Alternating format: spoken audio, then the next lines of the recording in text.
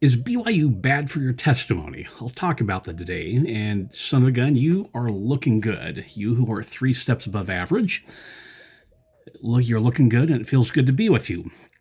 I am Kendall Bryan Hunter. I'm author of this book, Consider My Servant Job. It's a commentary. It's scriptural.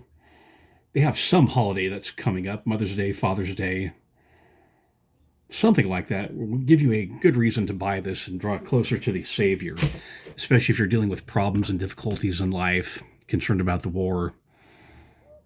Well, the small war, which is the one in Iran, the great war, which is a war in heaven that's continuing on earth. Hopefully we can come together and reason together and get some answers if you get a copy of my book and give it a read. And sorry, got the glare on it. There you go. Well, news. Eyes of Faith, talk about news from the perspective of the eyes of faith. Warfront. First of all, are you approaching this with a framework of the gathering of Israel?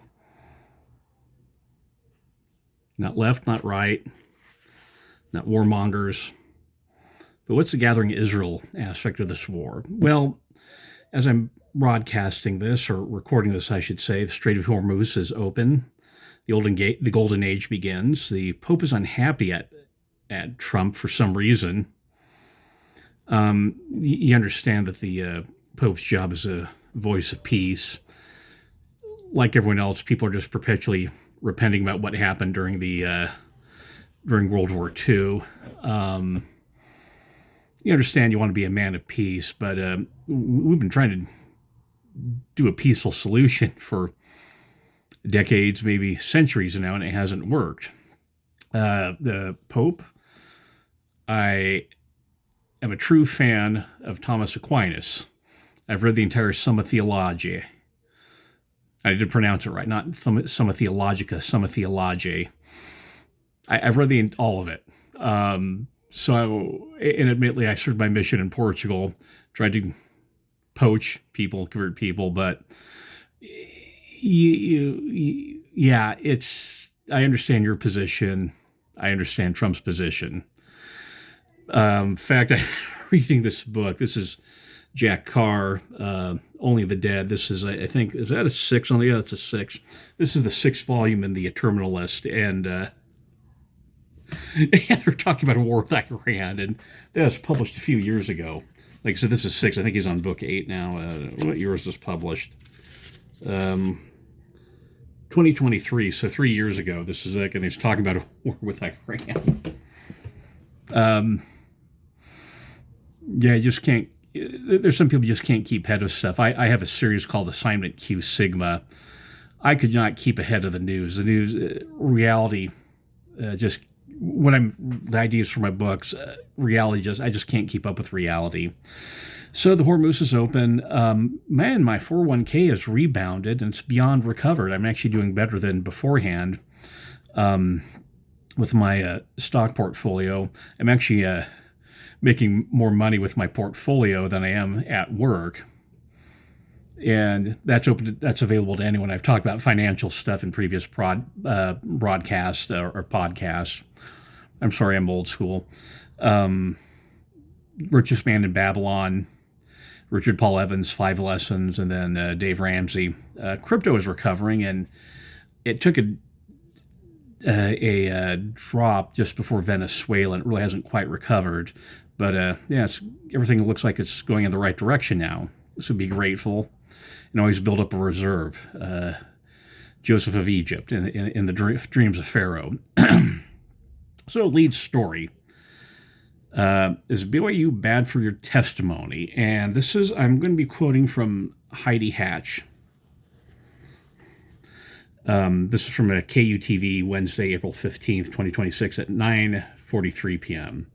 Is BYU bad for your testimony?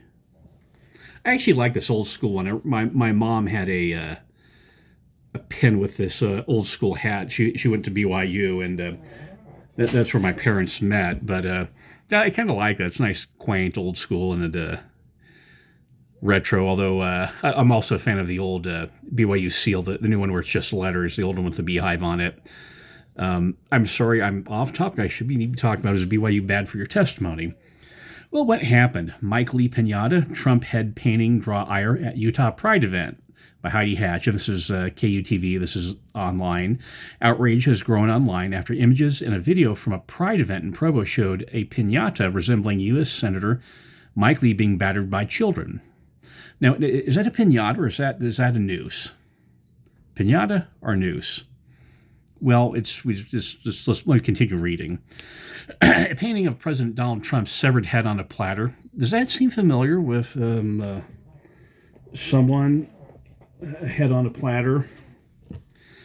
Oh, not just that. Severed head.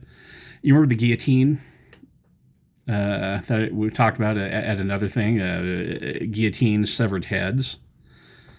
So a painting of President Donald Trump's severed head on a platter and decorative Molotov cocktails for sale, and they have pictures for these. So, and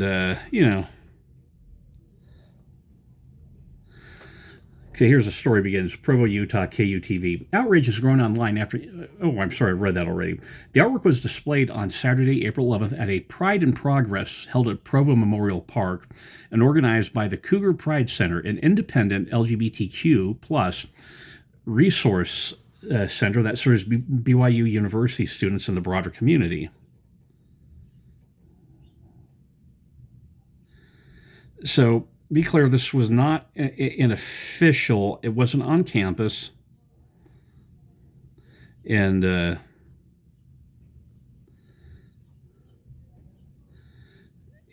it was off campus and from a group.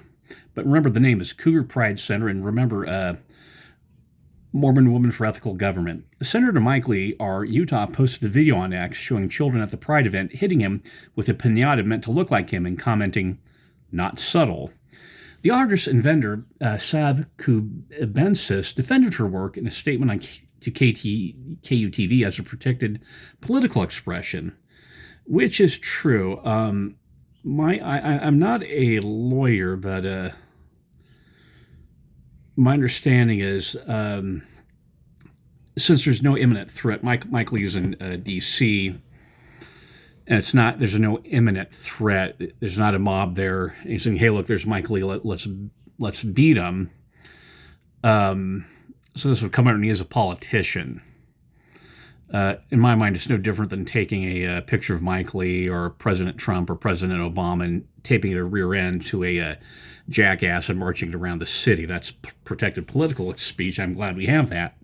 Said Sav Kubensis, "While my art may not be politically correct, it isn't a call to action or threat. It isn't expressing my First Amendment right," Kubensis said, not unlike Mike Lee's social media posts mocking the assassination of a Minnesota lawmaker last year. Now, did Mike Lee actually do that?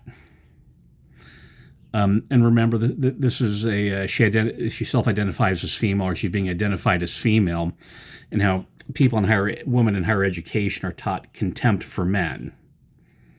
She described the Lee piñata, which she said held a copy of an anti-trans bill and was filled with dum-dum suckers as part of an ongoing series targeting figures whose policies she believes cause harm.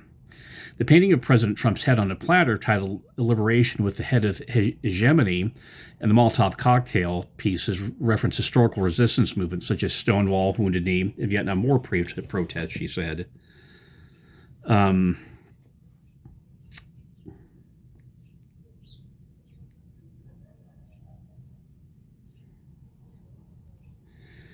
So my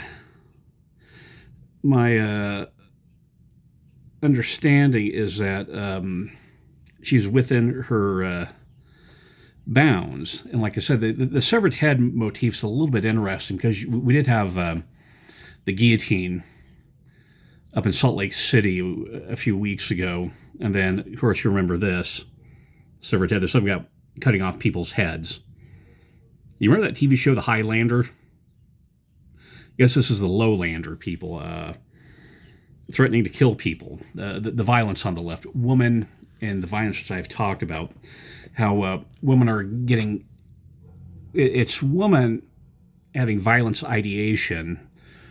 Woman vocalization, and then woman expressing it, or activation, whatever the correct word would be, ideation, vocalization, and action. Um, that's a very disturbing trend. And you remember President Nelson talked about the moral rectitude of woman. If we lose that, society is gone. And we're seeing this here, at least on the hard left, violence. And people, and there's a gender bias or a sex bias. People do not take, when women say things like this, they don't take it seriously. And that's a problem. You do take it seriously. Cubensis added that the Cougar Pride Center was not familiar with the intensity of her art and apologized to anyone who offended. My work is highly symbolic and may not appeal to everyone, but my LDS grandma doesn't have anything bad to say about it. Now, does LDS grandma, is that the criterion of truth? Before the event, notice how framing things in terms of a relationship, female relationship, some other person said something, so that's I stand by rather than storing what is exactly true. Before the event, Cubensis promoted the piñata on Instagram, writing, "Have you ever wanted to smash Mike Lee? Come and take a swing Saturday." So this is rage fantasy. The Cougar Pride Center told KUTV that vendors are minimally vetted. And that'd be interesting because certainly it's an indemnity. My understanding would be is, you're here, just that do that. And guidelines sent to participants, the group discouraged lewd or violent displays and urged vendors to keep their event family friendly. Please, when preparing table to table at the event, make this event you can invite your grandma or your eldest family to, the guidelines read.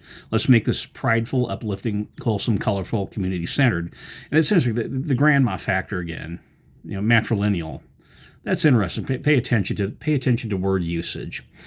I have a certificate in neurolinguistic programming and off of Udemy, and so that's not a college degree, but it is something. In its 2026 Pride and Progress Statement of Purpose, the center defended the need for such gathering amid what was called rising hate and injustice. Now, you notice the Freudian slip there, the hate and injustice, and then they're having this whacking an effigy of Mike Lee. It was like, oh, there's hate out there. And at the same time, you can compartmentalize your brain in amazing ways. Communities being together, making ourselves seen, is what those who would destroy us fear most, the group said. The pity party, they want to destroy us. There are scary things going on in the world, and it's understandable to be afraid. Every day it seems there are more and more voices on the side of hate and injustice. We cannot allow fear to keep us locked in our homes, attempting to hide us from the things that scare us. And notice the Freudian slip involved. They're saying, oh, we're victims of injustice. And then at this event, they're beating a piñata of Mike Lee, having a severed head of Trump, and then having these I don't think there's liquor in them. Because I saw the pictures. It looked like they're just more decorative bottles. I think they said, be gay, commit crimes. Let me double check that again. But Brigham Young University distanced itself from the event, stating online that the response to posts about the event, "This is not a BYU group, nor not a BYU-sponsored event, did not happen on BYU campus. That is absolutely perfect damage control, very succinct, very to the point, and distancing themselves." The controversy, as they say in England, the controversy has drawn sharp criticism from conservatives who say the image promotes and normalizes political violence, especially at a public at all ages event. So let me stop right there. That sort of sums up what I've been saying, the issue of normalizing violence.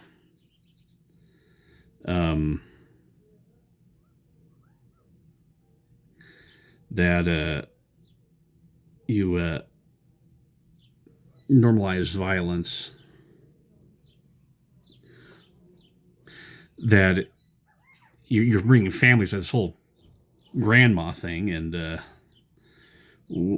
it's like I said, it's very troubling that you're bringing kids there, and at the same time, we're victims. People want to destroy us, so hit a Mike Lee piñata. And if, like I said, is that a piñata or is that a noose?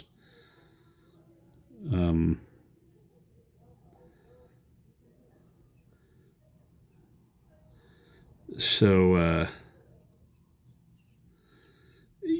it's, oh yeah, here it is. This is what it is.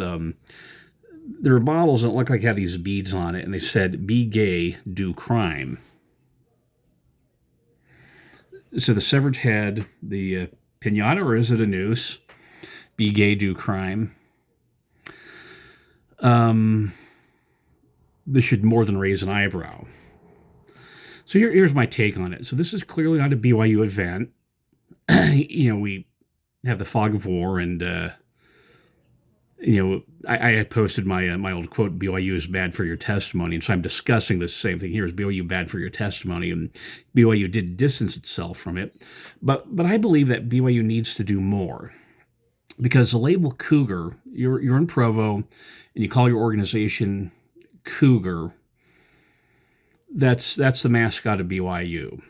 Cosmo the Cougar. You can see the stuffed one up. I think they still have the stuffed one up at the Wilkinson Center. And it creates the impression that's a BYU-sponsored event. Now, there's a photocopy place called Cougar Creations, Cougar Dental. It's a fairly common thing in the area. University Mall.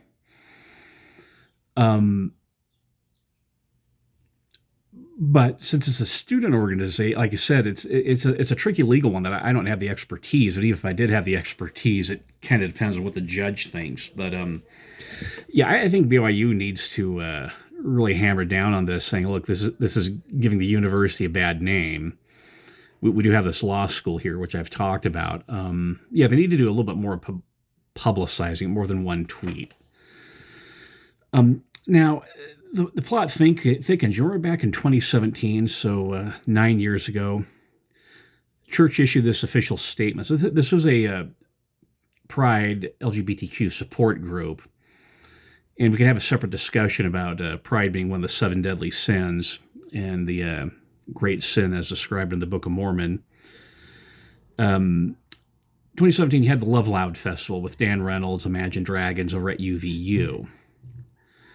And this is what the church said. We applaud the Love Loud Festival for LGBT use aim to bring people together to address teen safety and to express respect and love for all of God's children. We join our voice with all who come together to foster a community of inclusion in which no one is mistreated because of who they are or what they believe. Unless you're Donald Trump, then you get a severed head. We share common beliefs, such as piñatas of Mike Lee, among them the pricelessness of our youth and our value of our families. We earnestly hope this festival and others related to this effort can build respectful communication, better understanding, and civility as we learn from each other. So you of course know when I'm putting editorial comments in there from a church statement, and to be honest with you, I honestly can't believe I'm doing that, but this is the times we live in. So with that, there's 2 things going on. This is clearly an olive branch. And like I said, we earnestly hope this festival and other related efforts can build. And the church handed Dan Reynolds an olive branch, and he took it, whittled it into a shiv, and handed it back. And it's very tragic. He could have been a bridge builder, and the church was willing to play ball with him and to work with him. I was willing to work with that. I told the council. And this, I think, this statement contributed to some of the apparent mixed messaging from the church about LGBTQ issues. And I think what the church is doing is they're trying to do this broad strategy. And so when you do a broad strategy, you sometimes take counterproductive tactics. So you have the broad strategy, and then you make some counterproductive tactics or counterintuitive tactics to do things. And this may have been one of them. And because Dan Reynolds could have done something different, and it would have been a miracle. And we've all been grateful for him. He would have been heralded as a hero. People have been talking about Nobel Prize for Dan Reynolds. On top of that, you have the broader cultural shift, that Cambridge study about political polarization that came out last month.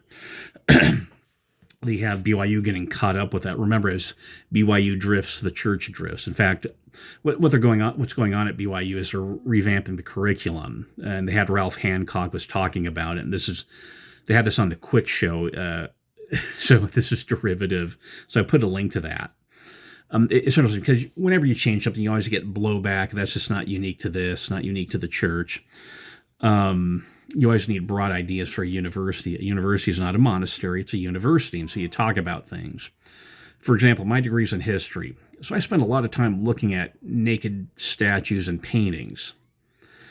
And so what your counter pornography tactic is that you get the gospel art book, you have pictures of Jesus Christ to fill your mind to counteract it, because you have to do it in the same way that a doctor has to, or an undertaker has to look at bodies, and as a history major. So what you do is you just fill your mind with, surge it with other art that's not as offensive. But getting back to this is that, yeah, BYU needs to be BYU. And we are part of Zion. And in fact, we have a revelation that says it's pleasing that there's a school in Zion. In fact, Robert L. Millett gave a talk called BYU as a Covenant Community. And track it down and read that. That'll enlarge. That was probably one of the best things I ever heard. I actually heard Robert L. Millett give it. And it's been a guidepost in my life. BYU as a Covenant Community. So that's 20 minutes of a big naughty mess. So let's bring it all together. So is BYU bad for your testimony? I think there's two answers. First of all, one, how do you individually take what's going on? Because you can have standing in, what's an analogy? You sit there in a circus, and you have a 3-ring circus. You're just 3 different rings going on, and there's stuff going on over here, stuff going on in the middle rings, or like that. If you're young, you've never been to a circus, look it up on the internet, or watch that Charlton Heston movie, or the one who's the guy, Wolverine, Hugh Jackman, I think his name, the guy from Australia. There's just a lot of stuff going on. It depends upon how you respond to it, being an agent rather than an object. So are you being true to Christ and your covenants and in the doctrine of Christ? And secondly, is BYU bad for your testimony? Well, it depends on which trend wins out. So you have to picture there's 2 cougars circling each other. One is blue and white, the other one is pride flag colored, and they're circling each other, and they're staring and snarling and growling, and you've seen this on Animal Planet or Marlon Perkins' Mutual of Omaha, Wild Kingdom. So these two cougars are staring each other down, and they're clawing each other, and they're backing off and clawing each other. So which one of these cougars will win? The true blue or the prismatic puma? Which will win? Well, that's up to BYU, the president, and also the board of directors, which means First Presidency and Quorum of the 12 Apostles. So pray for them and make sure that BYU is good for your testimony, and that they need to start working on stuff. And when things like this happen, they do more than tweet. They really hammer down, yeah, this is not ours, and we distance ourselves, and this is a violation of the honor code. And if any BYU students are there, make sure that they get a good talking to. That advocating violence like this, I mean, it's political speech, so it's legal, but it's creating a normalizing violence. And you have the sex bias. When a woman advocates violence, we just don't take it seriously, to the detriment of men. And that's why men who are physically abused by women or psychologically abused more likely don't speak up. So, 23 minutes. I am the precinct chair for the political party, and the next 2 weekends are going to be killers. We're having the county election tomorrow, and then next week we're having the state election at UVU, of all places. The final resting place for Charlie Kirk's last breath, UVU. So my encourage you is, first of all, start small. Don't start out as this precinct chair. It's a jolting thing, and you're busy for about a month and a half, and things kind of cool off until you have the primaries and you have the general election. But starting to get involved, just do something. Even if it's just one social media post. The time for being silent passed with the passing of Charlie Kirk. He gave his last full measure of devotion, and we should increase our devotion because of it. Life's some pointers. So we're getting a little bit lighthearted here. We're winding down. If someone talks down to you, just think pufferfish. If someone's talking down to you or being lordy or bossy over you, think pufferfish. The little fish that swim around and suddenly they're a giant fish all of a sudden. A strong person would not need to talk down to you or to be bossy with you, but a weak person has to puff themselves up. So when someone's wagging your finger or being rude to you or bossy or micromanaging, just think pufferfish. Why? And talk about well, you're building a reputation that you are a pufferfish is the issue. And the reason why it's good persuasion because it's a good visual image. Under the Sea from The Little Mermaid, where I think it's like a pufferfish playing a saxophone, where you sit there playing with a boom, just inflates. We've all seen pictures. They have that spiky version of a pufferfish. I think that's one that's like where if a shark swallows them, it puffs out with the spikes to get back at the shark. But think pufferfish. Someone who they just have to puff themselves up, and it comes from a point of view of weakness. So here's my devotional. It has to be short. I'm going to be busy all day tomorrow. I'm filming this a day early. You all understand, and get involved at some level. The devotional, the chapel, the sort of the sermonette is Stability in the Book of Mormon. Now the church came out with a list of recommended alternate translations of the Bible, different age groups. That is a little technical. The church doesn't normally get that technical with first presidency statements. I always wonder who they're consulting with, and there's nothing wrong with consulting with someone on these matters. If you ever saw Mormon leaks, they consult with BYU professors all the time, which is why you have a university. And if BYU drifts, the professors drift, that's going to influence the church, because the church, the first presidency and the 12 consult with BYU professors. So if there's a drift there, it can cause some problems. But what about various translations of the Book of Mormon? What do I mean by that? Well, there aren't various translations of the Book of Mormon, but there are various editions. This is one of these first edition replicas, and it has this kind of like nice splotchy cover. It has a nice smooth calfskin cover. But hey, look, it's just there's no verses in here. But you get to read it. This is what Parley P. Pratt read. This is what Brigham Young read, the first edition. So you read it as they read it. Now, our good friends at Penguin Classics, which is a thing from Great Britain, I believe. Yeah, it says U.S., Canada. Well, that's kind of normal. So Penguin Classics.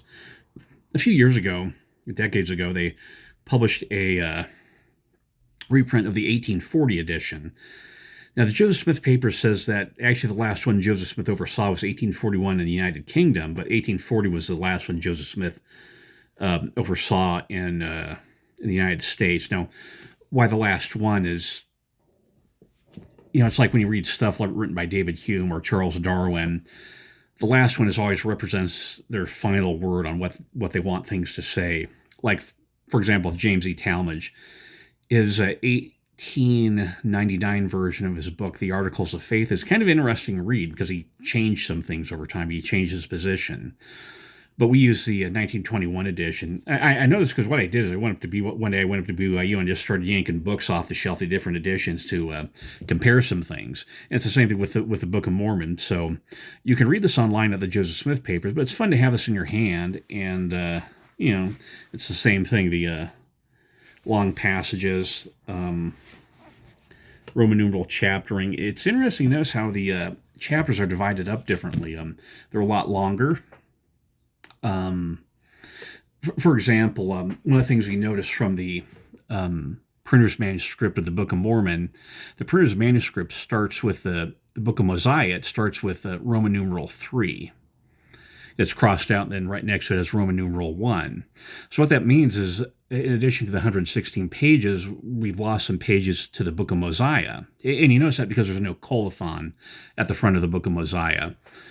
That's like a heading. The longest one is in First Nephi chapter 1. This long thing right here, this is what my finger's pointing to, is called a colophon. It's a heading to it. And the Book of Mosiah doesn't have one. So there's actually 2 chapters from the Book of Mosiah missing. However, since the chapters are longer, it could be possibly the equivalent of 4 chapters worth of material missing from the Book of Mosiah, possibly even 5. But it's gone forever. We just don't have it, and we might get it. It might get retranslated in the future at someday, depending on how seriously you take that. So, if you want to spice things up with your reading, try this one, a replica first edition. You hold it there. It looks professorial.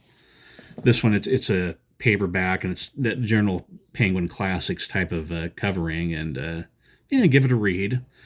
Like I said, sometimes when you read things in the same way, your eyes start reading words and you start to glossing over it. But when you read the same text formatted differently, you catch stuff that you miss, especially too with page breaks and chapter breaks. Another one that I've been using for a real long time, you see how that's like gold and it's turned green? This is the Book of Mormon, published in 2004 by Doubleday. Now, they actually have two versions. This is a smaller version. They have one that's a little bit larger, and I have one there. It's in my storage unit. So I picked up this one because I actually like it. Now, what's interesting is it has some things that were... Pretend that you didn't see that. It has some things that were in 2004 that they incorporated in the 2013 edition of the scriptures, notably moving the time and the chronology up to the chapter heading. Now you see right there, and it says about whatever BC instead of having it at the bottom like it had early on. But the notice you think does not have any footnotes, and that makes it a little bit easier to read. So you can. For me, it's easier on the eye to read it without the footnotes. Because if you really want to study something, you're going to study electronically or you have another edition. But if you want to immerse yourself in the text, reading these versions of the Book of Mormon will get you past, all these study helps and the footnotes and the little italicized letters there. And you might actually read the Book of Mormon for the first time, because it's going to become a different book to you because it's easier to read. So recommend doing that. On top of that, understanding the doctrine, understanding the place of the American continent, the Americas in God's plan, Columbus, the Revolutionary War. Yeah, that was published. That's part of the Book of Mormon, the founding of America. That's official doctrine. That's part of the doctrine of Christ. The fullness of the gospel is Columbus and the founding of America.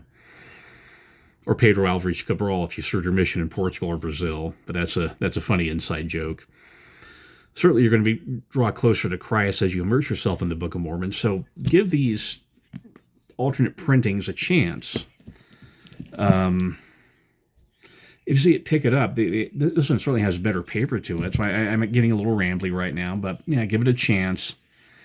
Give it a read. Like I said, you'll read the Book of Mormon differently. So... half an hour, that's the passing scene. I'm finishing. This is my valedictory statement. That's the passing scene with the eyes of faith.